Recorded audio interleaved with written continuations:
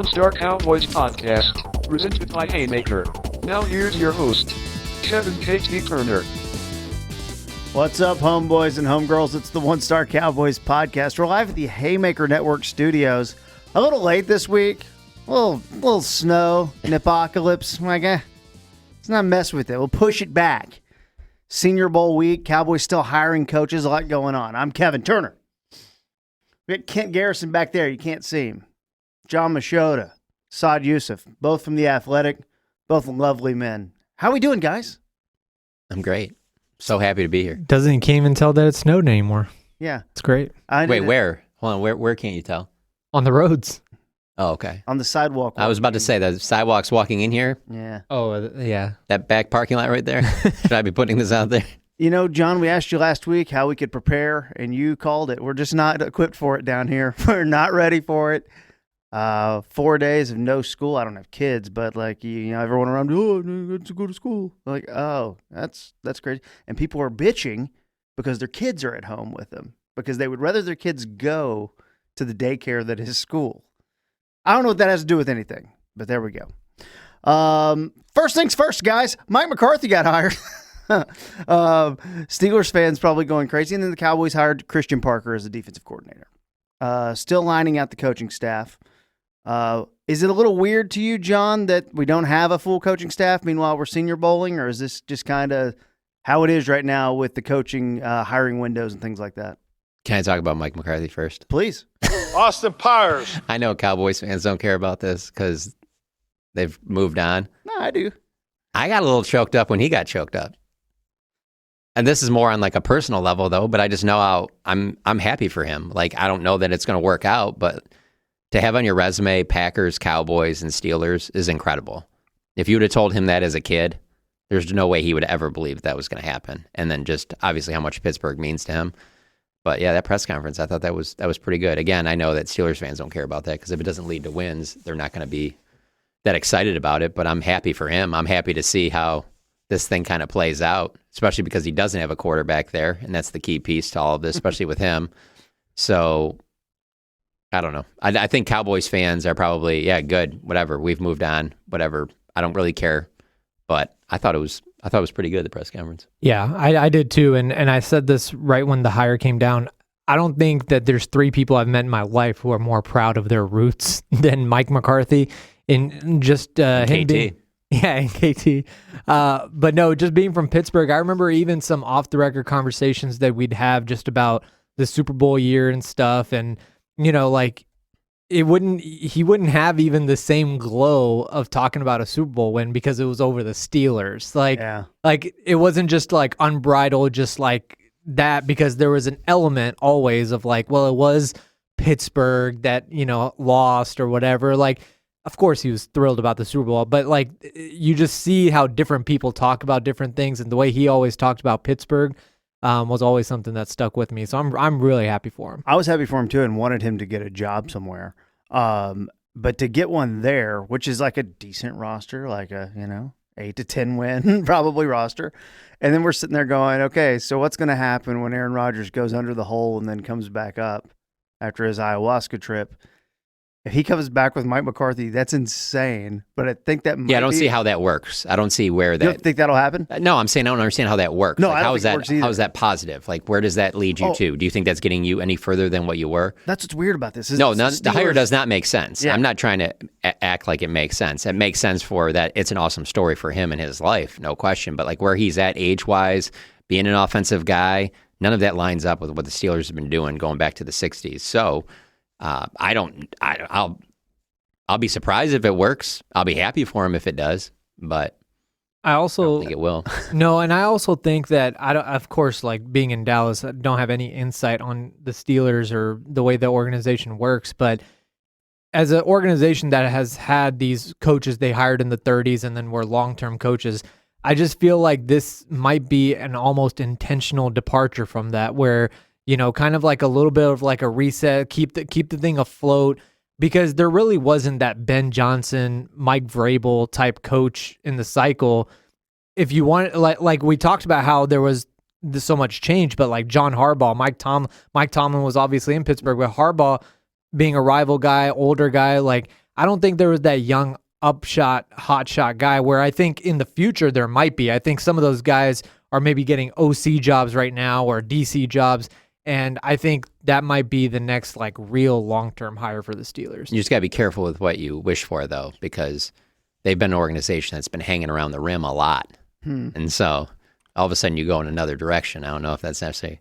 I was at a sporting event not too long ago and was near a Packers and Steelers fans and listened to them go back and forth bitching about their current situations, talking about how it would be better sometimes to be the Browns, and then you can get these high draft picks and rebuild the team. I couldn't believe it. I was like, I'm not stepping in on this. I'll just let it go. But it's like, be careful what you wish for. Having the stability for a long period of time, don't take that for granted. Can you guys remind me and remind the listener on what happened with Vrabel and the Cowboys? I know it was last year and there was a lot going on at the time. They had interest, and then, if I'm not mistaken, New England signed him because they heard the Cowboys had interest. At least that's the story that came out after. Can you guys just set the story straight on the Cowboys and Vrabel last season? Yeah, so from what I heard, I don't know of any of all of that, what you said, but I know that he wasn't hired he was hired before Mike McCarthy was fired. Right. Yeah. So I don't know that there was legitimate interest there. I think maybe from his side, sure, but from the Cowboys side, they really did want to make it work with Mike McCarthy. Not for 5 more years, but probably for a few more years. So that was their plan. They were hopeful that McCarthy would come back. And so now, obviously, you can look at it now and go, hey, you could have just cut ties with Mike right after the Packers loss and been like, hey, we're going to get Mike Vrabel. That was not what happened at all. So, yeah, maybe that did force the Patriots to move quicker, but I find that hard to believe. To me, that looks like the Patriots knew that all along. To move on from Mayo after only 1 year, that's very un-Patriots-like. That screams that they knew who their guy was going to be. That was their guy the whole entire time. And so I don't think it was anywhere even close to being. I'll say it's probably closer than them getting Deion Sanders to be the head coach, but it was not close. Okay. Yeah. It's interesting, though, because now that Vrabel's in the Super Bowl, there's a lot of, well, what if we could have done that? And it's like, it might have never even been a Can I also option. say, I do like Mike Vrabel a lot, and I think he would do a really good job as their coach. Can I also say, though, just to play devil's advocate, how about you just get their schedule? Oh, yeah. Tell me the most daunting win on that schedule. You can even include the playoffs. The Broncos game last week against their backup quarterback. Yeah, in those awesome weather conditions. Yep. The way Houston was playing, if I want to go there, Houston's Probably defense was a playing. couple of those Bills. Well, one of the Bills games probably. One of the Bills regular games. season. So it's the way Houston's defense was playing. So in your estimation, yes, I agree with you. If there was a way that in that game Houston's offense could never take the field, then yeah, that would have been an impressive win.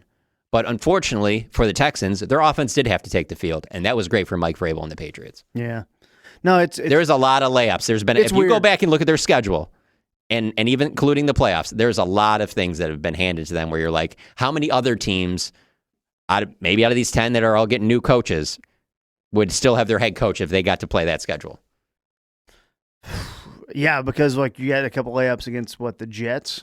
It's all bad. Which that was a Tom Brady, Bill Belichick argument for the many Patriots years, being in the Super Bowl. Look at the division they're playing, and I'm like, well, the biggest reason the Patriots are in the Super Bowl right now is because the NFL is the greatest league of parity. That's why. Yeah. No. This is like a very unusual Super Bowl. I mean, Sam Darnold in the Super Bowl is crazy to me. And even when you break it down, even the Super Bowl, Seattle's great. I anticipate they'll probably win, but even that isn't if I tell you at the beginning of the year, Mike, you guys are going to get this Patriots team to the Super Bowl, and you got to play Seattle. I find it hard to believe with Sam Darnold as a quarterback that would be the one no, can we have somebody else? I wouldn't want that. Well, the Vikings are the ones going, I wish we would have maybe done something different. Vikings, sure. But I mean, Packers with Micah Parsons fully healthy, and let's say Kraft's healthy. The Lions, if they're completely healthy. Eagles, there's just a lot of teams on paper that I'm that, I don't know, they scare me a little bit more than Seattle. But Seattle's playing great right now, so I'm not going to try and take anything away from them. I thought at the best in the NFC, the Rams, Lions, and Packers were the 3 best teams in the NFC. Yeah. Playing at their best. Right. And also in an any given Sunday league, if Sam Darnold is at the top of his game, then he's fine. He's a good quarterback. It's just there's no guarantee that you get that very often in the biggest moments, but he probably played his best game as a pro in the NFC title game, and if he does that in the Super Bowl, then I don't think there's any way the Seahawks lose. DeMarcus Lawrence was we got the crystal ball going. I mean, he was right. He didn't say he was going to go to the Super Bowl. He just said he would never get one here. It's kind of crazy that he's in it. It's also weird. I don't know. Maybe I'm just seeing people online the way they talk about DeMarcus Lawrence, because I feel like I think fans in general of all teams, not just Cowboys fans, are very quick to turn on players. And I was like, but they can't get mad at Jerry anymore. They've been mad at Jerry. So you're seeing fans that have turned on DeMarcus Lawrence? No, they did when he said they were out of gas in 2023, right, but then they got his back when he left and had those comments, and then they traded Micah. And I feel like Micah, they have his back now. because they were mad at him for a minute when he said all that stuff, and him and Micah were going back and forth, but then Micah got traded, and then it's like, well, we got to turn on Micah real quick. Yeah. And I'm like, it'd be great if you just turn on the owner. But what does that mean? That means not going to the game or watching the games? Yeah. No one's going to do that. So Yeah, I think there's really no I would say that they have turned on the owner. I think you'd be hard pressed though. But get they're a lot still of gonna Cowboys fans together that are huge fans of the owner. Now that doesn't mean that they're going to stop going to the games and stop being, because their fandom of the team is bigger than just the owner. But Of course. I don't know that I don't know. I It's can't not a see Mavs too many people situation, saying though? anything positive about the owner. Where a lot of people are like, I'm just not going to go to Mavs games and I'm not going to watch them, which I think is like Well, happening a let's be little honest, bit. How many people really have the Mavs in their blood the way that the Cowboys Oh, do? of course. Like That was the very Mavs in your easy for me blood to is- cut out. the Mavs in your blood, you're probably from the DFW area. The Cowboys in your blood, you could be from all over the country and maybe even other parts of the world. I mean, that's an NFL thing, but it's also legitimately an 82 game versus 16 game thing. Or But it's 17 also game the thing Dallas as well. Cowboys are one of the elite of the For sure. elite of the elite brands. Like when you keep whittling it down to, it's really them and the Yankees, and everybody else is playing for second or third and fourth. I guess the Lakers. Real quick on the Steelers, they have the 21. They have pick 53. They have pick 76 for George Pickens. Pick 85. They have 3 third-round picks. So they can get on up there, put a big trade package together, and go up and get a quarterback if they need one. Otherwise, it's either Aaron Rodgers or Mason Rudolph. Are you running Duck Hodges out there again? I'll be honest with you. That sounds better than what's out there in the quarterback market in this draft. Yeah, I mean, I would think that they might be more in the market for maybe like a Kyler Murray situation or something like that, where you can make a veteran move, a trade or something. DiNucci. DiNucci. Always love Kyler Murray. Christian Parker's here. Still kind of figuring out who the coaches are going to be. White Cotton gone to Tennessee. Look, until you kind of know what they're wanting to do and how they're going to, fill out the roster and free agency and things like that. I don't know. You can look at like coaching tendencies. This is the first time he's going to be a defensive play caller, and that's the thing that's interesting to me.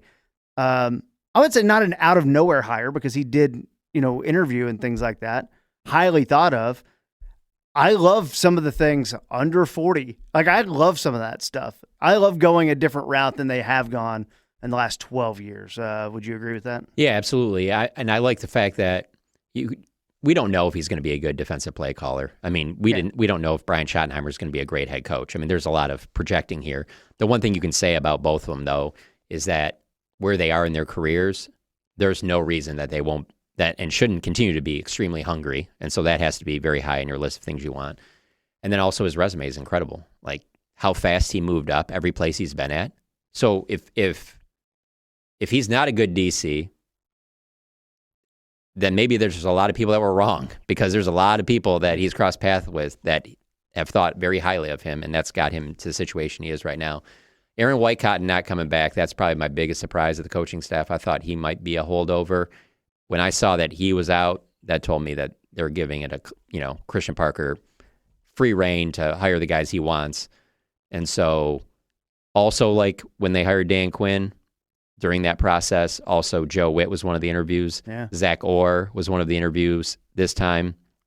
And now he's coming back in to interview as an assistant. I think that is an interesting one because that's your previous defensive coordinator, has that experience, probably would focus on linebackers. So I'm interested to see this staff. Stephen Jones said the other day from the Senior Bowl that they're hoping that they can have it finalized by this weekend. So I would imagine next week is when we would get a chance to talk to the coaches, or at least to Parker and probably Brian Schottenheimer, and figure it out from there. But no, his resume is impressive. So I like all of that. It's tough for me to sit here and say definitively, I think they knocked it out of the park. Like, we'll have to see.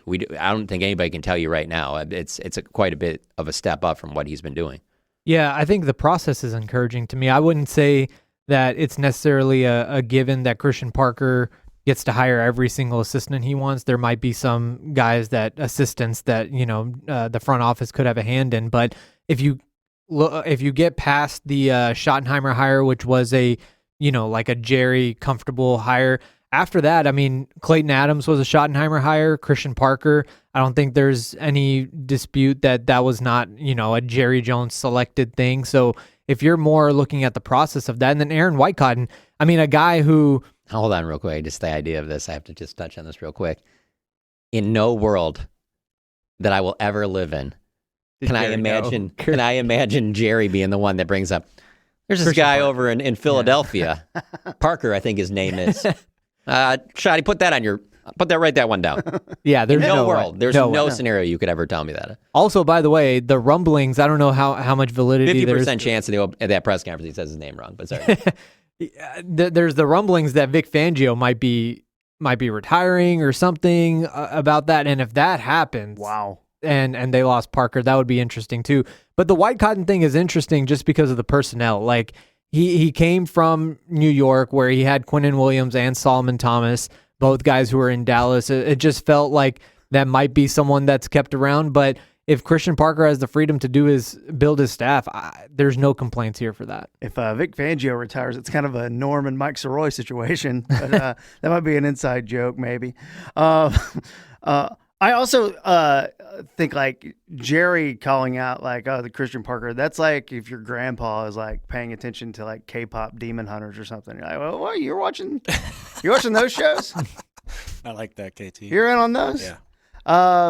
I don't know, Kent. We've talked about this a lot. Do you think the general manager of an NFL team should know who all the top assistants are? Hey, you would ideally you would like that. When Steven said the other day, he goes when they were talking about the interviewing process, and he said, "We learned a lot about defense from the." I was just like, I know what he's saying, but I'm just like that quote is going to just be taken into like that they didn't know anything about defense, and they're learning a lot from this hiring process about what the other top teams are doing on defense and how they can incorporate it. I know what he was saying. You did a legit coaching search this time. How about it? It does take a little time and effort.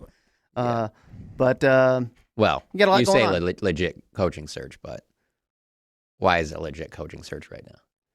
Because assistant coaches are not expensive. The head coaches is a game changer. And when you have to start paying the money that it takes to get Ben Johnson or John Harbaugh and some of these other guys, and you don't want to even swim in those waters, then you don't have a big coaching search. And because it's not a lateral move either. He's getting a promotion to be a DC. Yeah. It's not like you're getting a DC from another guy who's got a good job as a DC on a team that's competitive already. Right. It's But I mean, to your point, that's what I'm saying with these. With these head coaches. Yeah. Ben Johnson going to be the OC of the Detroit Lions to being the head coach of the Dallas Cowboys, that's certainly a step up, but are they willing to pay the money to do that? No, or haven't been historically. But what if they shock us one day? I mean, I understand this organization wins more, but I'm sorry, but it's a step up to leave the Ravens to go to be the head coach of the Dallas Cowboys. It is. I'm sorry, it is. Okay, what about being so Zach Orr was a Ravens. Name a job that you'd rather be the head coach of in the NFL. If you take the Jerry thing out of it, I'm talking like I'm going to tell you right now, you can win a Super Bowl. You're going to win a Super Bowl in the next 5 years at this stop. Who are you going to? If you're competitive too, you want to be the guy that does it in Dallas. Yeah. Like if you have that in you, there's no question. I'll be the guy that does it. Either Dallas or Chicago. Dallas number one, but Chicago would probably be the second. The only Ben Johnson red flag I have is he's like, I ain't going there. Yeah. Without saying it. I think I'm like, oh no, if you're a real competitor, you'd come do it here. I would deal with the BS you got to deal with. I would put Chicago would probably be fourth for me. I would still put Pittsburgh and Green Bay above them. I think just the fact that Chicago hasn't won since '85, though, like that's Pittsburgh and Green Bay both have won more recently, but yeah, I'm tying in more of like the branding and how big they are. Like, I mean, just to win and one for Green Bay or Pittsburgh, it's just such a big. It's their reach is just so huge, and the Bears have the ability to get there. They're just they just haven't in such a long time. I know you guys said this move was unconventional for the Joneses, but do you see it as more of a win now move or this might take some time, but it's going to be best in the long run move? I think it's a little bit of a Jerry turning back the clock to Jason Garrett move, where it's his new Jason Garrett is Brian Schottenheimer. Let me give him every possible thing that I can for him to be successful, because if he's successful, obviously it looks great for me too, because it's not like anybody was beating down the door to get Brian Schottenheimer as the head coach, you know? I mean, when Jason Garrett was hired to be the Cowboys head coach, when he took over for Wade, he was far greater in demand than Brian Schottenheimer was when he got this job. Now, there are other times earlier in Brian Schottenheimer's career when he was in demand like that and doing interviews, but where he was at this particular stage, if they were to win big, Jerry would get a lot of credit of being like, oh, well, he was in your building and you, this was the guy that, you know, you stuck with and you thought was going to be the guy to take you guys to the next level. Wow, that's crazy. Nobody else was really thinking that at the time, and there's no question he would like that. I'm glad you said that, because I think people do forget that Jason Garrett was seen as a wonder boy. No question. Before he was hired. There were times that Brian Schottenheimer was too. Yeah. Well, good luck to everyone. Maybe next week we'll have some more Christian Parker content. We'll see if the Cowboys get their coaching staff lined out and see if we get some media availability. You guys get to go talk to him and stuff like that. But I think right now we should throw up the X. Do it for Dez. Man, I'm going to get out in front of this, and I think John's on the same page as me. I'm not 100% sure on Saad. Not a guy who gives a shit about the Hall of Fame. Never have. Probably never will. It's cool. Not anyone who's in it. It's just not my thing. Never has been. But I think after what happened this week, and the tweets we'll get to that in a second. I do think we should get John and Saad some in the committee. You guys should be voting for the Hall of Fame now, because the Bill Belichick snub, I guess it's a snub, really pissed off Jimmy Johnson, and it made him so mad. Just a week after AI got it, this might be a new thing, is what's made Jimmy mad this week. For a guy that's usually just in the ocean fishing for marlins, boy, I tell you what, hooking up with the AI sideline reporter got him angry, and he tweeted about that. And now I'm going to read you 3 tweets. I don't know if they hooked up, but okay. Well, they're making out on the sideline in the AI video. Okay. And he tweeted it's just wrong. That's fine. You can have that. So he starts retweeting other tweets. I saw the video. And this is just the first of 3 I'm going to read to you. Jimmy Johnson. I would like to know the names of the assholes who did not vote for him. They are too cowardly to identify themselves. Oh, it's a threat. Wait. He tweeted that? Yeah. He said assholes? Yes. I would bet that if the Hall of Fame votes were public, very few of the assholes that did not vote for Bill Belichick would come forward. Already some are lying about their vote. So now he's tracking it like a government conspiracy theory. Like me. He's tracking it. And then Jimmy weighs in on Spygate. Yes. He says, if they are using the excuse of Spygate, that's ridiculous. Many teams, including ourselves, tried it. Howard Mudd at Kansas City, who later coached for Bill Polian, and Tony Dungy gave us the idea. He was the best. We didn't get anything and stopped, but many teams gave it a try. So now he's like, burn it all down. We did Spygate, and so did Bill Polian, that asshole. Yeah. I love it. Okay, on the Spygate thing, I'll just say, as someone who grew up a Patriots fan and was squarely in that in 2007, this was... There we go. It's no, very, very biased. No. The stuff that Jimmy is saying, it was just surprising to me that people are like, well, he's like, this was all stuff that was being talked about in 2007. There was clips from John Madden calling Cowboys games in the 90s talking about like the taping signals and stuff like that. Like, none of this is like new information. But I also don't think that Belichick didn't get in because of Spygate. I don't think that's the case. As someone who never rooted for the Patriots and really didn't want to see them win when all that was going on, it's very easy for me to take myself back there and think, all I was thinking about is, why isn't my team doing this stuff? Yeah, right. Yeah. Please let my team get in trouble for trying to do this. That would be fun. Well, this is the thing that really got him heated, because you never see Jimmy Johnson tweet about hardly anything. Or they're friends. I mean, that's okay. Yeah. But and it might also be like, guys. I mean, hey, this isn't coming from anybody that's told me this directly. This is just me piecing stuff together over the last 15 years of being around the NFL and covering the league. There aren't a lot of people that like Bill Polian. Yeah. You know, so I think that factors in there as well. So, well, this is my whole point of this. Like, if we're going to go to the voters, we just need to infuse some young blood in there. Right. And you've had a lot of people have to go out now and either quickly go, I did vote for him. A couple have said they didn't. The The most So reasonable you one. think young blood gets Bill Belichick in over old blood wanting Bill Belichick It's in? not so much about that. It's I just would feel about like the fixing older- what it is, because the Hall of Fame, now this is getting traction for the Hall of Fame. This is a huge story. Yeah. People are talking about it, and people are just going, oh, it's a pretty corrupt thing now. And it's just like, let's just kind of fix it. It doesn't have to be a bunch of old heads. Yeah. And that's not all it is. You know, I'm not saying this. Calvin Watkins is on there, right? Mhm. Which he's been around for a long time, but like, you know what I'm saying? Yeah, he's old. But it's not like, I mean, but Goose is what I would call it, and I love Goose, but Goose would be an old head. You know, he gets a vote and things like that. You just look at, and I'm not saying he shouldn't, but we can have more people come in and be voters for this and infuse some young blood. So this is just my push to get you guys into voting for the Hall of Fame. I'm all set, man. Because I think you got guys enough would on have my done this plate. right. No, I got enough on my plate. I would have got Bill Belichick in for sure. What- But that, like getting in the weeds of some guys that, you know, some safety stuff, like when it comes to Darren Woodson, like outside of some of these guys that have gotten in, like makes no sense to me. But I'm like, hey, I also didn't watch that guy as closely as I've watched some other guys. So I really don't want anything to do with it at all. But Well, until Bill the Hall of Fame stops being political, and I don't mean politics, and taking so much stuff into account that has nothing to do with what happened on the field. Terrell Owens comes to mind.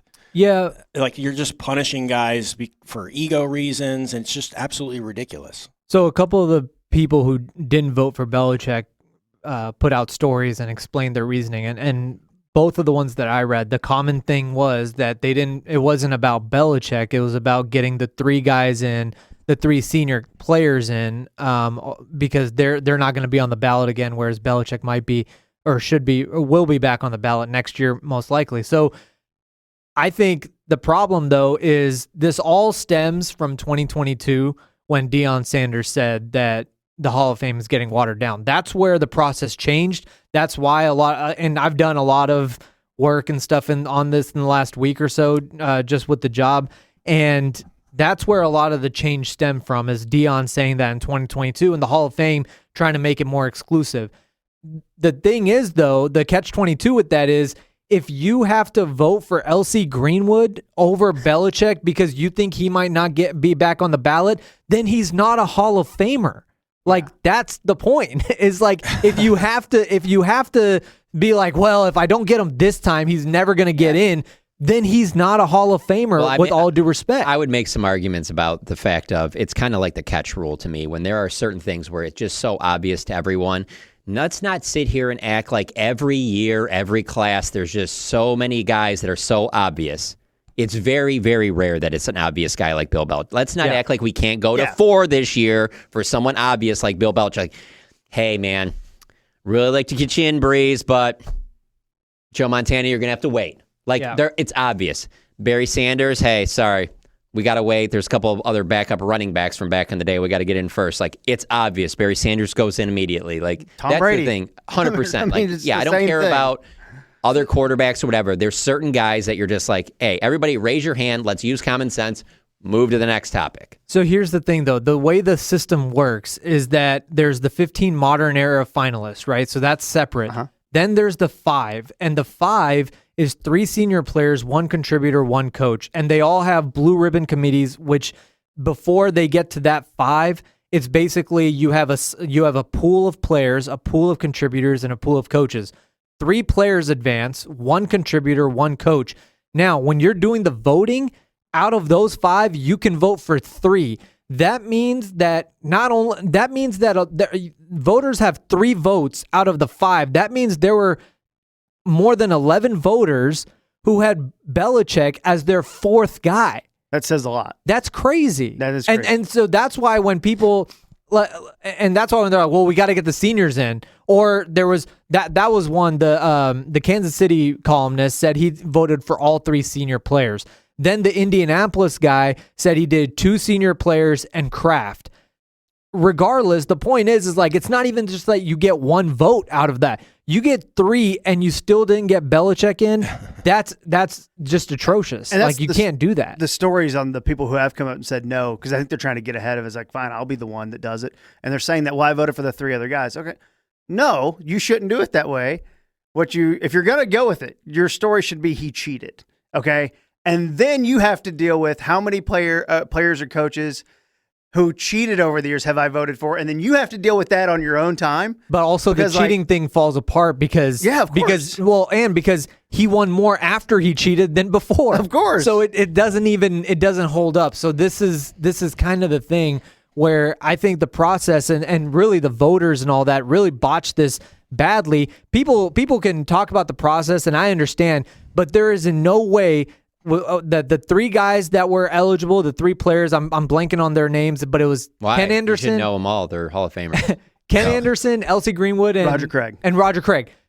There's no way that out of those three. Yes, they all should be in over Bill Belichick. You can't tell the story of the NFL without a Roger Craig story. I don't even want to talk about this anymore. And it's not even about should be in over Belichick. You can pick two of those guys and still pick Belichick, and Belichick gets in. It's the fact that you didn't pick Belichick over any of those plus Kraft. And honestly, who is Robert Kraft without Bill Belichick? True. I don't know. We're finding out this year. Yeah, find out this weekend. Jimmy Johnson calling people assholes 35 years ago, 33 years ago, not a big deal. Calling people assholes now, there's plenty of coaches that have won a Super Bowl or two Super Bowls or whatever, and I get the whole they're going to get in, whatever like that. It's Bill Belichick. Yeah. What are we doing here? If whatever you just described that I already don't care about and have got tired head about, then obviously your system's wrong. Right. There just should be some obvious people that you're just like, hey, we don't even need to talk about this. Everybody raise your hand, on to the next. The one thing he's absolutely in that category. Yeah, and the NHL did that with Gretzky, where they just waived the waiting period and we're like, all right, you're in right now because 100%. It's that obvious. Yep. My favorite one is Ron Borges, who said that if he and Belichick were in high school together, that he would be bullying him and taking his lunch money. So clearly we have guys just not voting for him because they don't like him. Oh, before you even read that, it was painfully obvious to me on just some of the other stuff that I didn't even want to get into that you guys were saying. If you don't think that's that, then you're just heads in the sand. You have no idea what you're talking about. I mean, that crew that Saad just mentioned, I'm sorry, that's laughable even to have the idea that you would put one of those guys in over Bill Belichick. I don't care how long that they've waited or whatever. Yeah. It's insane. Belichick could have retired in 2010 and he still should have been first ballot. Yeah. But Darren Woodson belongs in the Hall of Fame. It has for a while. He does not. If I'm not voting for him over Bill Belichick. If you tell me I can only vote for one of the two right now, as much as I want to see Darren Woodson in the Hall of Fame, I'm like, well, yeah, but I have to do the obvious right thing. Yeah. So I do agree with what you said, John, about the process is flawed. Totally agree with that. But I also, while I do agree with that, I don't want to let the voters off the hook because the process is not you got these five guys vote for one. It's the fact that it's on the voters too. You can vote for three of these guys and you chose not to vote for Belichick out of your top three out of those five. That's absurd. Yeah. Even if you think Roger Craig changed the game for the way the running backs or whatever and all that stuff, it just doesn't make any sense that you get those guys in over Belichick. What are we doing? It's crazy. Roger Craig. Even Bill Polian, oh my God, who said he couldn't remember, now it's been confirmed that Bill Polian did vote for him. And that's where I also want to piggyback off of what John said about how people don't like Bill Polian because someone leaked that to ESPN in the initial story and it was wrong because Polian actually did vote for Belichick. The Hall of Fame confirmed that. But what about him not even, when he did the interview right after when that came out, he said he couldn't remember? Well, that's what I'm saying. That's why how about we just don't have people that can't remember something that they voted on, I don't know, recently. A month ago, yeah. You could say that about a lot of things. I mean, the last 10 years I honestly even think about it a little bit with the baseball thing, where, you get that ballot. I know a lot of people have probably seen it on, people will post them online if they vote. There's a lot of names on there. So maybe you forgot Billy Wagner or something like that. You know what I'm saying? I can say you did. Whether or not you voted for Bill Belichick to go in the Hall of Fame. It's crazy. I mean, you could have voted for 5,000 people, and I still would have said, you do remember if you voted for Bill or not. Yeah. I'm telling you right now, take everybody out of the Hall of Fame right now, start over right now, and you tell me that there's a class. I was going to say 5, I'll bring it to 10. You can't get anywhere where Bill Belichick isn't in that group. I'm talking we start over. Everybody leaves the building, and there's one brand new class, the first class. Bill Belichick is in that class. That's how ridiculous this is. Yeah, I agree. Okay, well, I'm trying to get you guys in. I don't know what it's going to take. I'm all set. Thank you. If they asked you, you would really decline? Yes. You would just say no. I'm good. What'd That you was say? fascinating, by the way. That was great insight. I did want to ask, Yeah. what is the reason he didn't get in? Because the old, the guys They that wanted- aren't going to be on the ballot anymore? Is that the real Didn't get reason? enough votes. Well, it's not that they won't get on the ballot. It's just so those senior players, every year that passes by, it kind of resets to zero. Right. So So that's why he didn't get in, you would say? That's what many are saying. That's what the two people that have come out and said they didn't vote for Belichick and wrote columns on it, both said that's why they voted for the players. One said all three players, the other two players in Kraft. So that's their reasoning. It's not Spygate. It's not he was unfriendly with the media. Though I think if he If you want to say that, No, sure. no. But No, I'm saying- I'm actions speak louder than words. But I'm go saying ahead. I'm saying I think that the treatment of the media and stuff like that was a secondary reason where it's like I think you wanted to already do that and then you're like, yeah, he was like this anyways, as opposed to Yep. if he was super friendly. I'm not saying that doesn't play a Not role. even super friendly, but just if there weren't as many things about him that people dislike, and it includes everything. It's off the field, all of that he's always bothered Yeah. people. But his resume is so ridiculous Yeah. that it should just top any of this other stuff, that even be in the weeds about anything. Like, even when you're thinking beyond that, you're already thinking too much. I'm sorry. Yeah. I also think that, and I know Hall of Fame voters have spoken against this. To me, there's no reason why your ballot should not be public. For all four sports, every sport Hall of Fame. If you have the responsibility, you're one of 50 people that are voting for this. You should have the bones to, or whatever, the spine Balls to defend your your thing. Like, yeah. it's fine. Sack. It's whatever. I was trying to say back or spine, Cojones. whatever. Yeah, Backbone. But It's yeah, fine. you should have the thing to just stand on it. Like, there's nothing wrong with your reasoning. If you believe that, then stand on it. 25 of the 39, we're about to move on, I swear to God. 25 of the 39 people who voted yes for him have come out and said it. Now, they could be lying because it's a great thing to do during all this. Like, I did vote for him. What are you talking about? 25 of the 39. I would love for I somebody to don't- come up to me and say, "Hey, John, we got to get Roger Craig in." Yeah, I don't believe that Are that we many serious? people were like, I got to get Is Roger anybody else Craig getting in. this? I feel like it's 5 did, and then 3 are upset that he's got a young girlfriend, and the other Oh, yeah. thinks that Yeah. he should have done better at UNC as a head coach. Like It's things like that. absolutely ridiculous for anybody to say that doesn't It is factor in. ridiculous. I have no Yeah. time for any pompous, arrogant, I'm above that person to tell me that doesn't factor in. You'll never convince me in a million years. For sure. I think that factors in way higher though than the cheating stuff. Because I think the cheating stuff was so long ago and there was so much success after that I think that doesn't really factor in as much as the personality and the way he interacted with media and reporters and stuff. I definitely think that's right there as like, the one of the top reasons for sure. All right, Bill. Sorry you didn't get in, bud. I'm sure they'll have a rebound here at North Carolina. I'm sure he's more motivated than ever to go have a great One last recruiting thing, real class. quick, because people have talked about how, next year there's only going to be one coach that makes it out, and it's going to be Belichick. But now, Tomlin's going to be eligible, for example. Tom Coughlin, Mike Holmgren, like these people were eligible before. To John's point about there are really good coaches. Tom Coughlin, to me, is a Hall of Famer. Like, in my mind, he's a Hall of Famer. But I'm not putting him in. I'm not putting anybody over Belichick in terms of that whole class.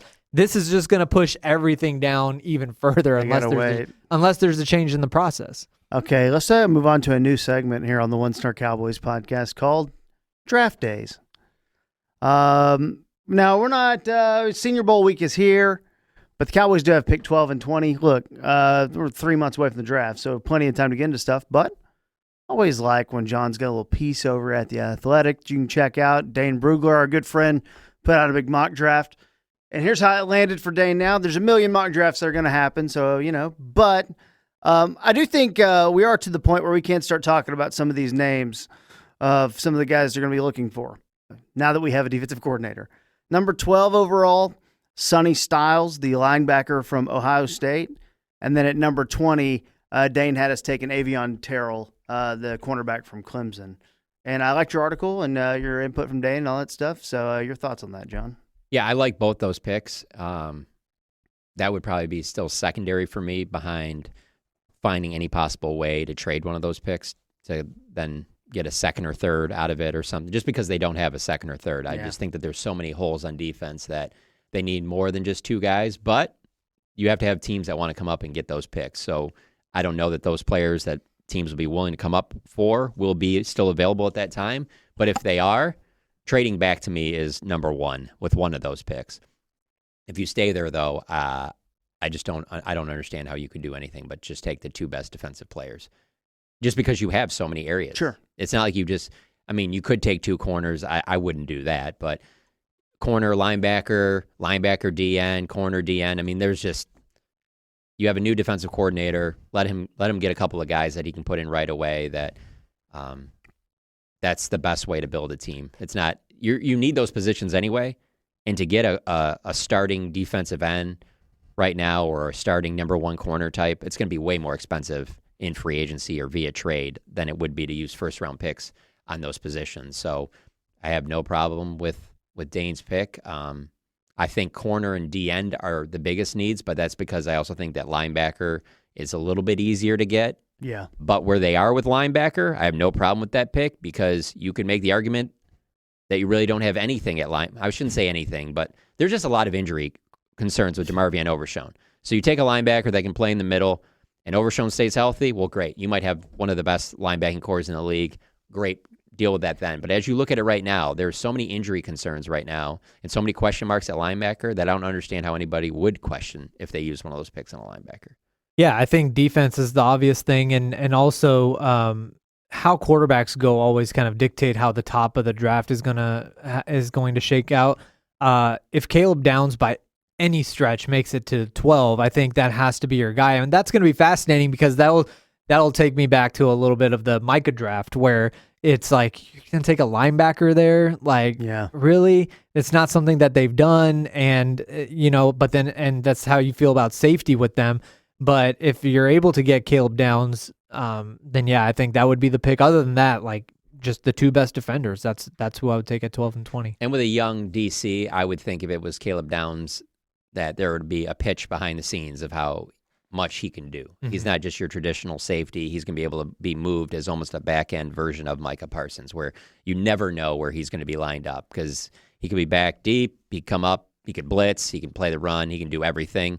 So I could see how they could be sold on that, which will take a lot, though, because this organization has not valued safety. No, they haven't in a long time. So. And real quick on that, though, the safety position has kind of crept up in terms of an overhaul because one of Donovan Wilson or Malik Hooker is a free agent now, and then the other one is a free agent next year. I think Wilson. Yeah, Donovan's a free agent this year. Yeah, and then Malik Hooker is a free agent next year. So it's kind of crept up in terms of an overhaul needed at that position. But if you trade one of those picks and you get like an early second and an early third, now you got 3 picks.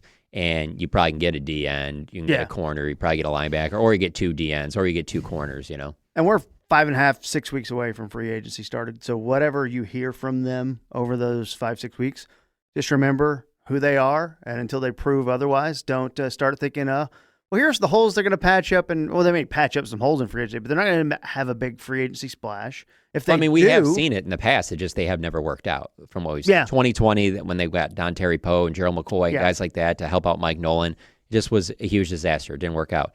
This past off season, they went out and got. I'm not saying they spent big or anything, but you go and get Solomon Thomas and Kyer Elam.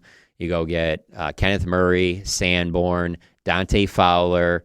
That's the hole patching, though, right? It is hole patching, but that's what I'm saying. That's what you will see again. Do. And then. But I know, but I'm saying I can see them doing it again, and there will be people that interpret it as they're moving different right now, and it's no, yeah, if you don't remember a year ago, But what I think the sign that you'd see a major change would be as if they spent big on a free agent, like they did with Brandon Carr, because they haven't done that since then. The reason why I don't think that's happening is because their big moves, like that Brandon Carr move, were the trading Micah away, we're trading for Quinnen Williams. We're trading for George Pickens. That was their moves like that.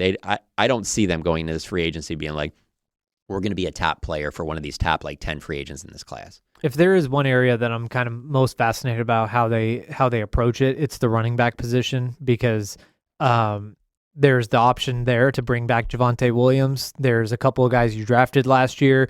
There's guys that you can draft this year because you can always draft a running back type situation on day 3 or whatever. I'm curious to see how they're going to go about that because obviously I think they would like to bring back Javonte, but Javonte Williams is the case study of why you don't necessarily need to bring back Javonte Williams. So it'll be a fascinating thing. I would think your offensive line is going to be better. You have continuity now that you've had that coaching staff for a second year, and you're still going to have George Pickens and CeeDee Lamb with Dak Prescott as your quarterback. That's a pretty running back friendly situation. Yeah. I can't see them. I mean, statistically, what's probably going to happen is they're going to sit and pick at 12 and 20.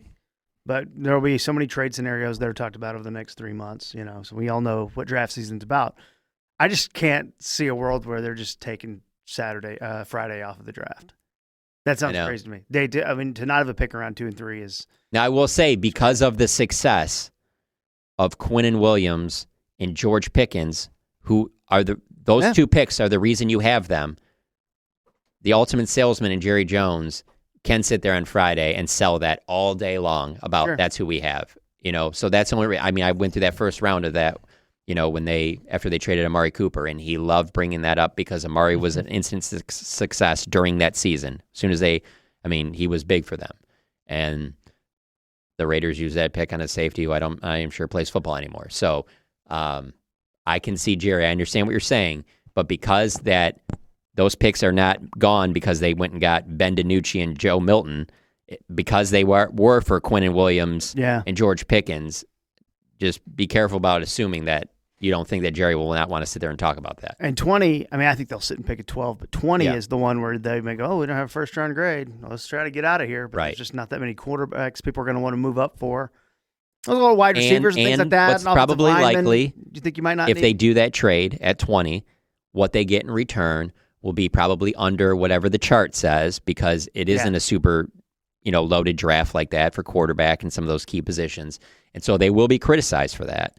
But I think that ultimately it's, unless you're just absolutely in love with, which it could happen. You could be absolutely loved at, you love a guy at 12 and a guy that you really considered at 12, but you went the other way is still there at 20, then don't trade back. Go get that guy too, For sure. But if it's not, and it's this clump of 10 guys that you're they're all kind of the same right here, then even if it means taking a little less on the trade chart, then you should do that to get that extra third. Especially if you get to 20 and you don't have any of your first round grade players, because first round grade players are not 32 every year. So I would be willing to bet that there's a chance that you might not even have a first round grade player at 12. Yeah. I no doubt. I think the idea that people think that there's even 20 is there's 20 in what's the draft that we always talk about? Was it 14 with Zach Martin? Zach Martin. Yeah, that year there's 20. Yeah. Ryan But this, I'm Shazier. sorry, I get it. People get excited about the draft every year, but just even at the top, even Mendoza to me, I'm just there just isn't a lot in this draft where I'm no doubt. I love Reuben Bain.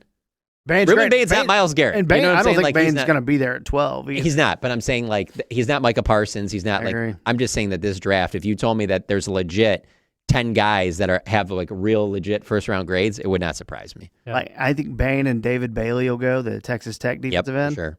And then I think they're going to be sitting there going. The kid from Ohio State too.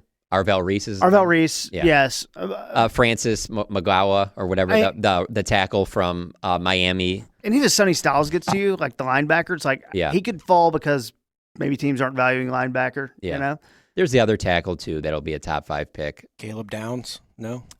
Caleb Downs for sure. That's the one that's I think just he's in because the how 8 the to league 12 feels about range. safety. And then is this team going to take a safety is a whole other question. And Yeah, maybe he was there at 12 and they don't take it. Christian Parker is a defensive back guy. But maybe Christian Parker's got ideas. Maybe he's I'll just see if I can get Reed Blankenship to come down here and we can find, And I don't know that I love that. But, I don't love that either. He might bring his own guys or have some recruiting going for his own guys. It's not like there's a bunch of good wide receivers deep there. But some of those guys, you're well, is that going to go? I don't know. If it's going to get the top 10 wide receiver, I don't know. It's every year. The offensive lineman, dude, I think it's all pretty, it's all just kind of mushed together. Is someone going to go up and take Jeremiah Love, the running back? Maybe there's something that could go before you that pushes something back. But it is one of those things where I don't know, man. If you might get there and you're stuck and you're going between, okay, do I want Keldrick Falk? Do I want 25-year-old Akeem Mesidor? I love Mesidor. Yeah. I don't think you can take him at 12. Yeah. I think he's great. He's He's 25 and has a weird injury thing from a couple years ago that I'm worried They do about. like injured players, though. They do like that. Well, with my first one there at 12, like I need. Hold on. Did you say medical issues? Bring back up that chart again. Give me the chart. Get Dr. Cooper in here. Doctor. What does Microsoft Copilot say for them to do? Microsoft Copilot. Is that an AI thing? Yeah, I was joking about the commercial. No, I'm want going to to go ahead right and now. see, actually. I have Copilot because Honestly, though, I Can't tell us this before the show, so we're kidding ourselves if we think that NFL teams aren't using AI. I'll do ChatGPT. Oh, no, there's no question there. Who are the Cowboys? Most likely to draft The 2026. The Dallas Cowboys. One word per minute. KT's typing speed. Most likely to draft. Good grief. Sorry, man. I had the caps lock on. Mavis You got it. Beacon. Well, I had Come the on. caps lock on, There and you my go. OCD does not allow it to not be perfect. All right, what do we got? Sonny Styles, number 1. Caleb Downs, 2. Colton Hood, 3. Cornerback from Tennessee. That's a good player. Wait, this But is I what would they, not. I don't want. Not this at is 12. They're saying this is overall? Yeah. They got Sonny Styles going number 1? No, No, like for the Cowboys. Cowboys. Most likely to draft the Cowboys. Yeah, Cowboys. So number 12. Okay. Keldrick Falk of Auburn. Let me just say Falk no on that. Jesus. Don't love him. Okay. Don't love him. David Bailey I do love, but guns up. Because you're biased. Yeah. I want Zach Warren here too. I know. That's So I knows what I'm exactly. talking about. Yeah, your behavior right here is exactly what went on in that room, and that's why Bill Belichick didn't get it. 'Cause everybody lets their own little bias Well, get infuse involved. some young blood in here. Yeah. Oh, we got to get Roger Craig in. Oh, my God. What world are we living in? Ken Anderson's a saint of a man. When my wife died, he sent me a nice fruit basket. He was always approachable in the locker room whenever I needed him for my story. The Ken Anderson, by the way, we're getting off on tangent, but the case for Ken Anderson is one of the funniest ones because the description of like why, like, you know, Bill Belichick, 6-time Super Bowl champion, Ken Anderson, 1-time MVP, led the league in passer rating 4 times. That's the all. credentials. Bill, we appreciate everything you did with the Patriots and even with Lawrence Taylor and the Giants when you were there, DC, and won those rings, but we got to get Ken in. You're saying Romo's got a real shot, though, then. And that was in the I mean, put running him in back over era. Kind of Belichick. saying that, yeah. Put him in over Belichick. All right. He predicts plays on TV. Let's get out of here. No picks this week, clearly. We'll do our picks next week. Next week, a very special episode of the One Star Cowboys podcast. It is the Jerry's, the award show that you've all been waiting on. He's going to be in studio to hand these out. I would put in the request, but I don't know Tad like that. But would Jerry make the 10-minute drive up to the Haymaker Studios I'll go get him. and set it? You go get him. We're going to... Tell him we'll have McGriddles ready. We'll have salt ready. It's an exactly 1 minute helicopter ride. I'll go get him. I think they just added like a hot honey thing to the McGriddles. We'll see if he likes that. No, if I tell him that we're going to have McGriddles up here, we'll bring the helicopter over. He does not need a helicopter over. It's right up the tollway. I want to get on the helicopter. Who's flying it? Me and Jerry. He's pilot. Oh yeah. It's fine. Who's that guy? Just an old friend from college. Just figure a it dude out. that I guess sits around waiting for Jerry to go places. Is there Pretty sweet gig, I guess. is their helicopter pilot an old friend, or have they moved on and they're letting Shoddy kind of get his hands on the helicopter pilots too? No. Must have been 'Cause nice to have that helicopter during this freeze. An so, extensive helicopter search. yeah, not bad. All right. Everyone, thank you for watching. Thank you to the Haymaker Network for hosting us. If you see our stuff on Spotify, Apple, all the podcast places, and also YouTube, the thumbs up button, just beep. You just a little tap it there. It helps us more than you would even know. And I'll just say, if you had a podcast, just Helps us more than we even know. tweet me about it, and I'll thumb up your podcast. Yeah. Follow John and Please Saad's don't work do that, KT. on The Athletic. Follow their work on The Athletic. Saad, well, you're working on some Todd Monken stuff that I'm actually interested. I don't know why he had to grab on to Shedeur Sanders for 10 minutes, but go check out their work, follow them online and all that stuff. For Kent, the Mad About Movies podcast just released a 2-hour doozy, Best of Movies 2025. So go check out that as well. All right, for John, for Saad, for Ken, I'm Kevin. We'll see you next time on the One Star Cowboys podcast. The One Star Cowboys Podcast. The One Star Cowboys Podcast. The One Star Cowboys Podcast. Presented by Haymaker. Presented by Haymaker. Presented by Haymaker. Iron Balls! I don't have time to have a bad time. It ain't on my schedule.